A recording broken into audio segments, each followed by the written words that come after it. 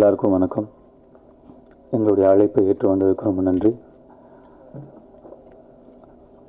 வடசென்னை வெற்றிமாறன் சொன்னது மாதிரி ஒரு 2003 2004 ஆரம்பித்த ஒரு ஜேர்னி தான். பொல்லாதவனுக்கு அப்புறம் என்ன படம் பண்ணலாம் அப்படின்னு ஒரு டவுட்டில் இருக்கும்போது வடசென்னை பண்ண முடியுமா அப்படின்னும் போது அன்னைக்கு டேட்டில் நானும் சரி வெற்றிமாறன் சாரும் சரி, எஸ்பெஷலி வெற்றிமாறன் ரொம்ப தெளிவாக இருந்தார். இந்த கதையை இப்போ பண்ணக்கூடிய மார்க்கெட்டும் நமக்கு இல்லை. இன்னொன்று, இது ஒரு சொன்ன மாதிரி ஒரு 1000 பேஜ் இருக்கிற ஒரு கதை. இவ்வளோ கதையை ஒரு பெரிய எப்பிக்காக ஒரு இடத்துல வைக்கிறதுங்கிறது அவ்வளோ சாதாரண வேலை இல்லை, அதுக்கு நான் ரெடியும் இல்லை அப்படின்னு சொன்னார். அதுக்கப்புறம் நிறையா கதைகள் பேசிட்டு அதுக்கப்புறம் தான் நாங்கள் ஆடுகளம் பண்ணோம்.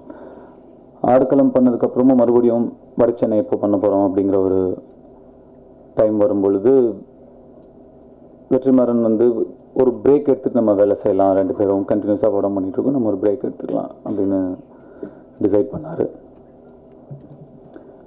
அதுக்கப்புறம் ஒரு நாள் வெற்றிமாறன் ஃபோன் பண்ணி நான் வடசென்னை சிம்புவோட பண்ண போகிறேன் அப்படின்னு சொன்னார்.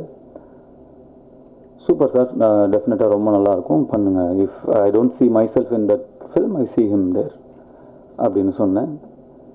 அப்போது அமீர் சார் மாதிரி ஒரு கேரக்டர் என்ன ஃபோன் பண்ணி பண்ண சொல்லி கேட்டார். குமார் அப்படின்னு ஒரு கேரக்டர் வரும், ரொம்ப ஒரு ஸ்ட்ராங்கான கேரக்டர், நீங்கள் அது பண்ணுங்கள். அதாவது என்னுடைய கேரக்டர் அன்புங்கிற கேரக்டர் சிம்புவும், குமார் அப்படின்னு ஒரு 30-40 மினிட்ஸ் வர ஒரு கேரக்டர் நீங்கள் பண்ணுங்க அப்படின்னு என்ன அப்போ கேட்டார். நான் சொன்னேன், சார் எனக்கு பெருந்தன்மை இருக்குது, ஆனால் அவ்வளோ பெருந்தன்மை இல்லை, நானும் சாதாரண மனுஷன்தான், அதனால எனக்கு அது உடன்பாடு இல்லை சார், தப்பாக நினச்சிக்காதீங்க, நான் அது பண்ணல அப்படின்னு நான் சொல்லிட்டேன். அதுக்கப்புறம் அப்படியே அதை மறந்துச்சு. நான் வேறு ஜேர்னியில் போயிட்டேன், அவர் வேறு ஜேர்னியில் போயிட்டார். அதுக்கப்புறம் சுற்றி திரும்பி ஒரு நாள் வெற்றிமாறன் ஃபோன் பண்ணி மீட் பண்ணுன்னு சொன்னாங்க. மீட் பண்ணி அப்போ சொன்னாங்க, ஒரு சில காரணங்களால் அப்போ வடசென்னை அவங்க 2 பேராலையும் பண்ண முடியல அப்படின்ற மாதிரி ஒரு சுச்சுவேஷன் இருந்தது. சரி சார், நம்ம வேறு பண்ணலாம் இப்போ ஏன்னா இப்போது சிம்பு பண்ணுறதா if I remember the events correctly இதுதான் நடந்ததுன்னு நினைக்கிறேன். சிம்பு பண்ணுற மாதிரி இருந்தது. இப்போது இல்லை உடனே அதே ப்ராஜெக்ட் நான் பண்ணுறேன் அப்படின்னா கொஞ்சம் தப்பாக இருக்குமோன்னு எனக்கு தோணுது, நம்ம வேறு ஏதாவது பண்ணலாம் அப்படின்னு டிசைட் பண்ணோம். அதுக்கப்புறம் நிறைய ஸ்கிரிப்ட் பேசணும், சூதாடின்னு ஒரு ஸ்கிரிப்ட் பேசணும், இன்னும் 2-3 எல்லாமே ரொம்ப இன்ட்ரெஸ்டிங்கான, அதில் எந்த கதையை வேணால் எடுத்து உடனே ஷூட்டிங் போகலாம், அந்த மாதிரி ரொம்ப இன்ட்ரெஸ்டிங்கான ஸ்கிரிப்ட்ஸ் தான் எல்லாமே. அந்த மாதிரி தான் போயிட்டு இருந்தது. அது என்ன ஆச்சுன்னு தெரில, திடீர்னு ஒரு நாள் நான் ஒரு படம் பண்ணிட்டு வரேன் அப்படின்னு சொன்னார் வெற்றி சார். அதுதான் விசாரணை. சரி சார், நான் வெயிட் பண்ணுறேன் அப்படின்னு சொன்னேன். விசாரணை முடிச்சுட்டு வந்தாங்க. எங்கே போனாலும் 2003-2004 ஆரம்பித்த அந்த கதை சுற்றி திரும்பி வந்துருச்சு, நம்மக்கிட்டே தான் வந்தது. சார் இப்போது இது ஆரம்பிச்சிடலாமா அப்படின்னு கேட்டேன். இல்லை கண்டிப்பாக போயிடலாம் அப்படின்னு சொல்லிட்டு ஒர்க் பண்ணிகிட்டே இருந்தாங்க. இப்போது ஐஸ்வர்யா கேரக்டரும் அப்படி தான், அவங்க கேரக்டரும் ஒரு ரவுண்டு போச்சு பெருசாக. ஆனால் முதல்ல நாங்கள் பேசின சாய்ஸ் ஐஸ்வர்யா தான். அது சுற்றி திரும்பி அவங்கக்கிட்ட தான் போச்சு. ஸோ அந்த அரிசியில் எழுதியிருக்கு, அவங்களுக்கு தான் அது போய் சேரும் அப்படின்னு. அந்த மாதிரி நம்மளை சேர்ந்த ஒரு படம் தான் வடசென்னை.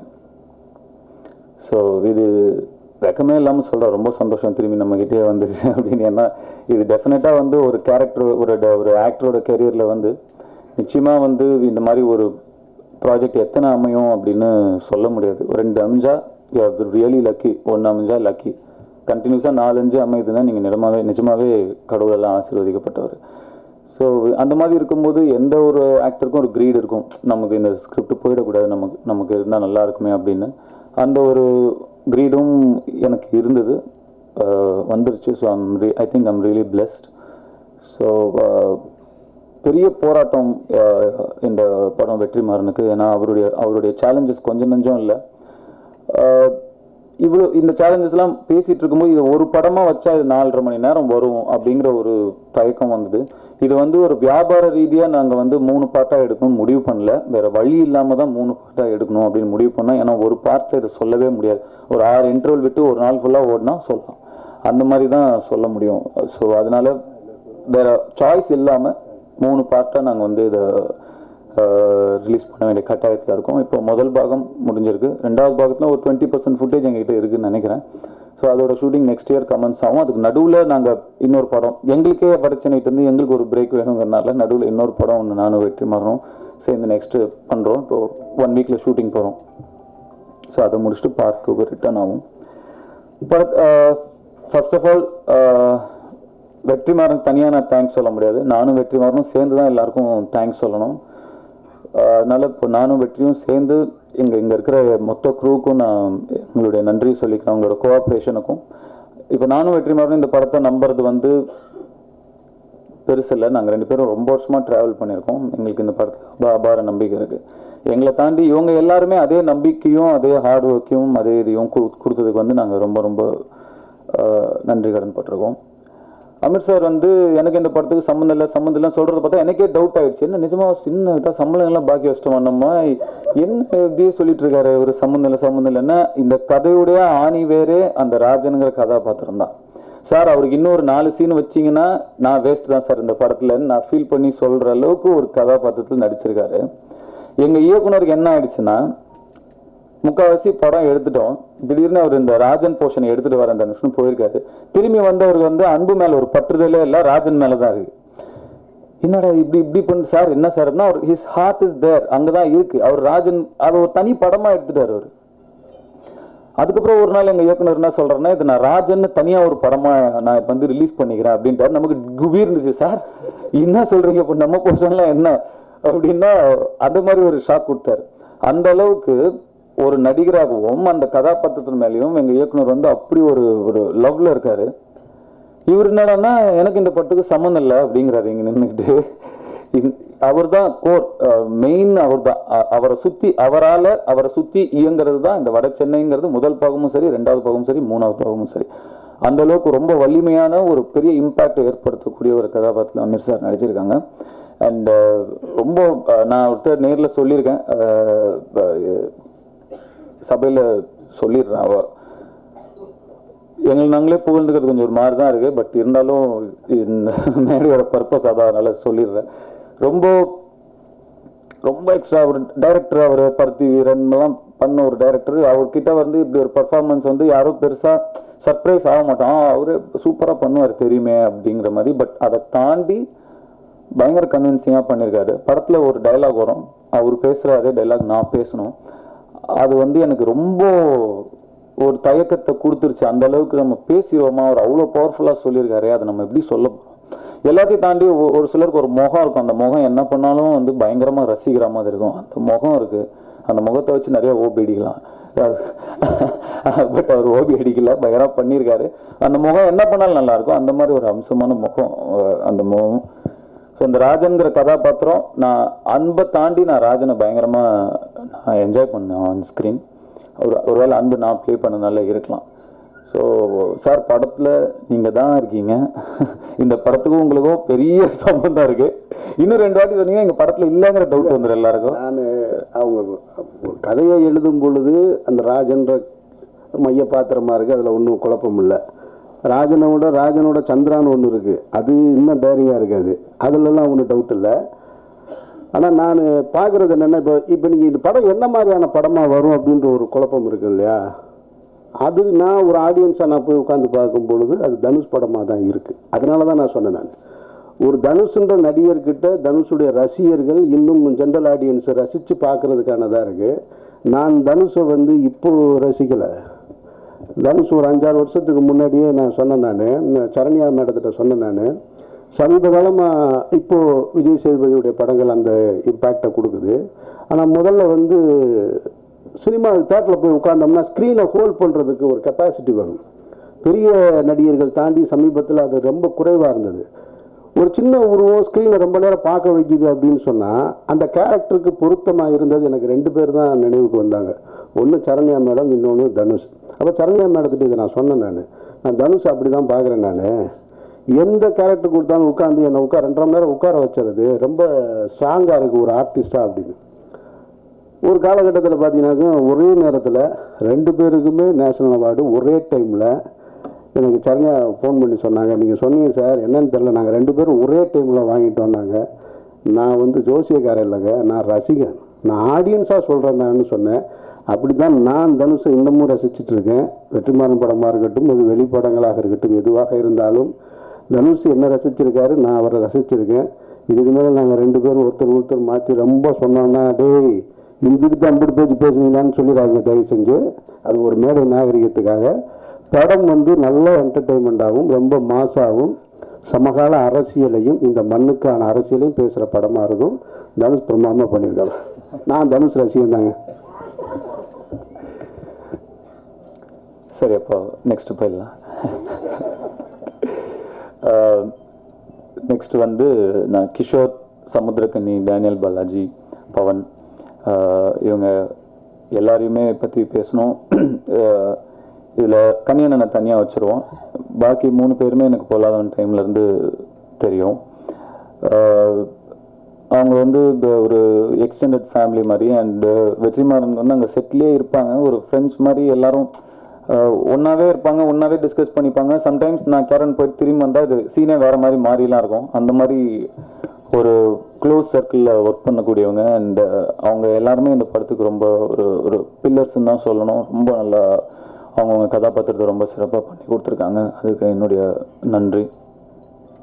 கனியண்ணன் ஒரு இந்த கேரக்டருக்கு கனியண்ணன் எப்படி இருப்பார் அப்படின்னு எனக்கு ஒரு சந்தேகம் இருந்தது.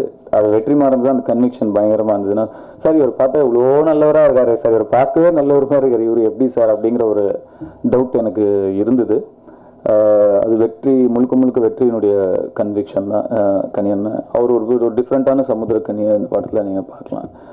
அண்ட் ஆண்ட்ரியா எனக்கு ரொம்ப வருஷம் தெரிஞ்சவங்க, ஃப்ரெண்டு. அவங்க நடிக்க ஆரம்பிக்கிறதுக்கு முன்னாடி இருந்தே அவங்க ஃபேமிலி ஃப்ரெண்ட் அவங்க. ஸோ இன்னொரு கேரக்டர் பொருந்தாதான்னு எனக்கு பயங்கரமாக டவுட் இருந்தது ஆண்ட்ரியா. அமீர் சார் சொன்ன மாதிரி இந்த ஏரியாவில் இப்படி ஒரு பொண்ணா அப்படின்றது நானும் அதே கேள்வி தான் கேட்டேன். அந்த ஆண்ட்ரியா மேலேயும் இருந்த முழுக்க கன்விக்ஷன் இருந்தது வெற்றிமாறனுக்கு தான். So now when I see the film, his conviction is absolutely right. And ரொம்ப ஒரு டிஃப்ரெண்ட்டான ஆண்ட்ரியா பார்ப்பீங்க. ரொம்ப பலுவான ஒரு கேரக்டர், ரொம்ப பலமான ஒரு கேரக்டர். அண்ட் இந்த பார்ட்டை விட அடுத்த பார்ட்டில் தான் அவங்களுடைய கேரக்டருடைய வெயிட் என்ன அப்படிங்கிறது இன்னும் முழுசாக தெரியும். ஸோ இதை பண்ணிட்டாங்க. அதை அவங்க பண்ணுறது ரொம்ப பெரிய சேலஞ்சாக அவங்களுக்கு இருக்க போகுது. But I'm sure she'll pull it off. Aishwarya again என்ன சொன்னாங்க உங்களை? ரொம்ப யதார்த்தமான ஒரு ஆக்டராக இருந்தாங்க. ஸ்க்ரீனில் ரொம்ப நடிச்சிட்டு இருக்கும்போது வந்து அந்த ஒரு ஸ்ட்ரெயின், ஒரு ஸ்ட்ரெஸ் எதுவுமே தெரியாது. அண்ட் ஷீஸ் ரொம்ப ஈஸியாக பண்ணுறாங்க. அவங்க ரொம்ப கஷ்டம், அவங்க பண்ண கேரக்டர் ரொம்ப கஷ்டம். இன்ஹிபிஷன்ஸ் இல்லாமல் பண்ணணும். அது ஒரு 50-60 பேர் வேடிக்கை பார்த்துட்டு இருக்காங்க ஒரு இடத்துல. அந்த இடத்துல வந்து அவங்களோட டயலாக்ஸ், அவங்களோட பாடி லாங்குவேஜ்லாம் வந்து கொஞ்சம் கஷ்டம். அப்படி ஓப்பனாக அப்படி சத்தமாக நடிக்கிறது. அண்ட் அவங்க she pulled it off. And டப்பிங்லேயே ரொம்ப ரசித்தேன் அவங்களோட பெர்ஃபார்மன்ஸு. அண்ட் டெஃபினட்டாக டெய்லர் மேட் ஃபார் ஹர் இந்த பத்மாங்கிற கேரக்டர். அண்ட் ரொம்ப கிரேஸ்ஃபுல்லாக பண்ணியிருக்காங்க. And my sincere thanks to Aishwarya and Andrea for their support. Santhosh Narayan, அவர் உருவத்தை பார்த்து இடப்படாதீங்க, பயங்கரமான ஊமை குசும்பம். அவர் ஜோக்ஸ் எல்லாம் வந்து வேற மாதிரி பண்ணுவார். அதே மாதிரி அவர் எப்போ புகழ்றாரா இல்லை எப்போ நம்ம கலாய்க்கிறாரா அப்படிங்கிறது தெரியவே தெரியாது. அந்த மாதிரியே பேசிகிட்டு இருப்பாரு. ஸோ அவர் எப்போ நமக்கு ஃபோன் பண்ணி சார் நீங்கள் அப்படி இருக்கு இப்படி இருக்கு ஏதாவது சொல்லும் போது இவர் இப்போ நம்மளை என்ன சொன்னார், ஒரு ஃபோன் வச்சுட்டு ஒரு 2 செகண்ட் யோசிச்சு தான் நம்ம அதை முடிவு பண்ணிக்கணும். அவர் நம்மளை புகழ்ந்துருக்காரா இல்லை இப்போ கலாச்சிட்டு ஃபோனை வச்சா அப்படி பேசுவார். இது அவர் பர்சனல் சைடு, யாருக்கு தெரியாத side. Professionally we all know, ரொம்ப வெரி கிஃப்டட் மியூசிஷியன். அண்ட் ஃபைனலாக வந்து ஒரு பாட்டு, ஏன்னா கொடியில் இப்படி தான் வாங்க பாடுங்க அப்படின்னு சொல்லி ஒரு சாங் கூப்பிட்டாரு. ஓகே நம்ம சந்தோஷ் ஒரு பாட்டு பாட போகிறோம், ஹாப்பியாக போனேன். அவர் ஃபுல்லாக டைலாக் கொடுத்து பேச வச்சுட்டு திருப்பி அனுப்பிச்சிட்டாரு. சார் பாடுறதுக்கு கூப்பிட்டீங்களே அப்படின்னா இல்லை கரெக்டாக இருக்கும். அப்புறம் நம்ம ஏதாவது சஜஷன் சொன்னாலும் அது வேணாம் அப்படியே பண்ணிக்கலாம் அப்படின்னு சொல்லிடுவார். சரி ஓகே அப்படின்னு சொல்லிட்டு அப்படியே ஒரு திரும்பி வந்துட்டேன் சைலண்ட்டாக. அதுக்கப்புறம் இந்த படத்துக்கு ஃபோன் பண்ணார். ஃபோன் பண்ணும்போது நான் சொன்னேன் வெற்றிமாறன் எப்படியும் நான் பாடுனா வேணான்னு சொல்லிடுவார், நீங்கள் அவர் என்னை ஒத்துக்க மாட்டார் ஒரு சிங்கராக, அதனால வெற்றிகிட்ட கேட்டுருங்க. இல்லை நான் கேட்டேன், நீங்கள் கேட்டாலும் ஓகே, நாளைக்கு பாடினதுக்கப்புறம் இது வேணாம் அதான் நல்லா இருக்குன்னு வெற்றி சொல்லிடுவார். அதனால நீங்கள் ட்ராக் அமிச்சிங்கல்ல அந்த வாய்ஸே ஓகே அது சூப்பராக இருக்குது சார், நீங்கள் சொல்லிடுங்க சார் அந்த ட்ராக் பாடினது நான் தான், அது வேணான்னு வெற்றிமாறன் ஆல்ரெடி சொல்லிட்டாரு, அதனால நீங்கள் வந்து பாடுங்க அப்படின்னு கூப்பிட்டாரு. பட் இந்த வாட்டி ஒரு மாதிரி பாட வச்சு தான் அனுப்பிச்சாரு. என்ன அவ்வளோ பொறுமையாக இருந்து என் வாய்ஸ் எடுத்ததுக்கு ரொம்ப நன்றி சார். அண்ட் பேக்ரவுண்ட் ஸ்கோர் நான் இன்னும் கேட்கல, இந்த படத்தோட பேக்ரவுண்ட் ஸ்கோர் நான் இன்னும் கேட்கல. பட் ரொம்ப ஈகராக வெயிட் பண்ணிட்டு இருக்கேன். ஏன்னா இது சந்தோஷ் நாராயணோட ஃபோர்ட்டே, இந்த இந்த இந்த ஸ்பேஸ் இந்த மாதிரி படங்கள் வந்து அவருடைய ஃபோர்ட்டேன்னு நான் நினைக்கிறேன். ஸோ ரொம்ப நானும் ரொம்ப க்யூரியஸாக இருக்கேன் என்ன பண்ணியிருக்காரு இந்த படத்துக்கு அப்படிங்கிறதுக்காக. And his put in lot of hard work. Songs டைம்லையும் சரி, அந்த இப்போது பேக்ரவுண்ட் ஸ்கோர் டைம்லேயும் அவர் லிமிட்டட் டைம் தான் அவருக்கு இருந்தது. அந்த டைமில் ரொம்ப ஹார்ட் ஒர்க் போட்டிருக்காரு. ஸோ அதுக்கும் என்னுடைய மனமார்ந்த நன்றி சொல்லிக்கிறேன்.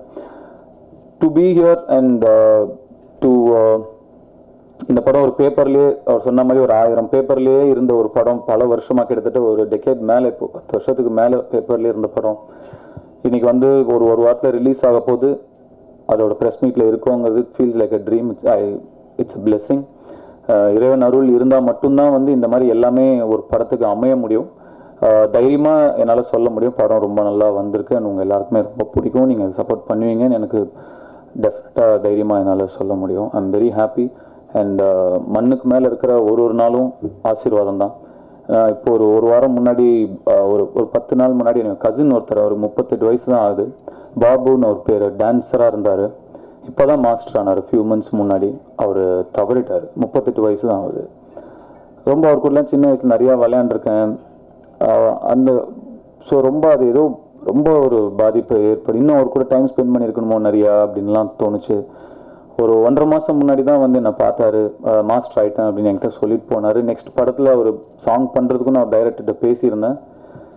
இந்த டைமில் இப்படி அவர் தவிட்டாருன போது எந்த ஒரு நீங்கள் நம்ம லைஃப்பில் பார்க்குற எந்த ஒரு விஷயமே நல்லதாக இருக்கட்டும், கெட்டதாக இருக்கட்டும், அப்ஸாக இருக்கட்டும், டவுனாக இருக்கட்டும், நண்பனாக இருக்கட்டும், விரோதியாக இருக்கட்டும், எதுவுமே நிரந்தரம் கிடையாது. இன்றைக்கி ஒன்றா இருக்கிறது நாளைக்கு மாறிடுது. இதில் வந்து இவ்வளோ கூச்சலும் இவ்வளோ கேயோஸும் கமோஷனும் தேவையான்னு எனக்கு தெரில. நிம்மதியாக இருக்கணும், ஹாப்பியாக இருக்கணும், எல்லாரும் நல்லா இருக்கணும், அவ்வளோதான். அது இன்னைக்கு என்ன, அது மட்டும் தான் நிரந்தரம். அதை பார்த்துட்டு போயிட்டே இருக்கணும். ஸோ இன்னைக்கு எனக்கு இந்த வட சென்னை கடவுளுடைய ஆசீர்வாதம் அது எனக்கு கிடச்சிருக்கு. அதில் நான் ரொம்ப சந்தோஷப்படுறேன். வந்த எல்லாருக்குமே ரொம்ப நன்றி. தேங்க்யூ.